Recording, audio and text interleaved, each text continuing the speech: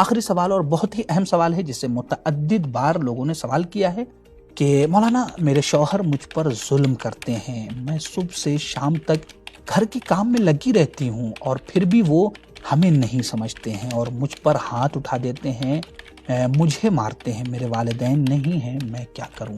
آئیے اس کا جواب سنتے ہیں مولانا کے سوال۔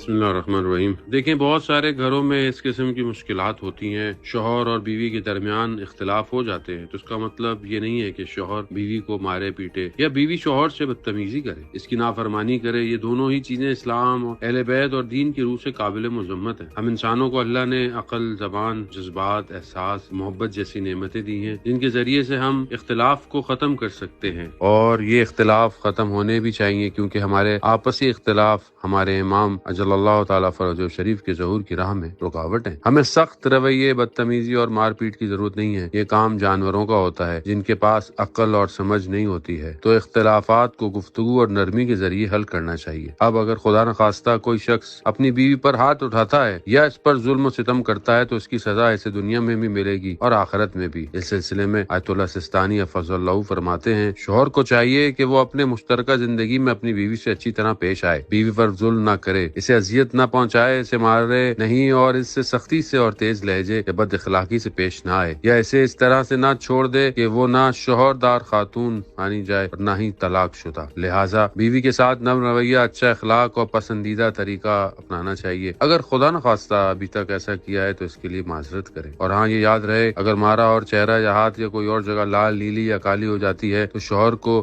دیت اور جرمانہ بھی دینا ہوگا، جس کی تفصیل کتابوں میں موجود ہے۔ اس کے علاوہ حدیث میں آیا ہے کہ جو شوہر بھی اپنی بیوی کے منہ پر تماچا مارتا ہے، اللہ جہنم کے داروغہ کو حکم دے گا کہ جہنم میں اس کے منہ پر 70 تماچے لگاؤ، اور جو شخص بھی بیوی کو اذیت و تکلیف پہنچانے کے لیے اس کے بالوں کو ہاتھ لگائے گا تو جہنم میں اس کے ہاتھوں کو آگ کی کیل سے ٹھوک دیا جائے گا۔ بلکہ یہ حدیث جو ہے وہ الوسائل میں جو ہے وہ بیان کی گئی ہے۔ اسی طرح ایک حدیث میں ذکر ہے کہ جو شخص بھی اپنی زوجہ کو اذیت پہنچائے گا، اللہ کے نزدیک اس کی نماز بلکہ اس کا کوئی بھی نیک عمل قبول نہیں ہوگا اور سب سے پہلے جہنم میں جائے گا۔ خداوند متعال ہمیں ہدایت پر قائم رکھے اور حق پر موت عطا فرمائے۔ والسلام ورحمۃ اللہ وبرکاتہ۔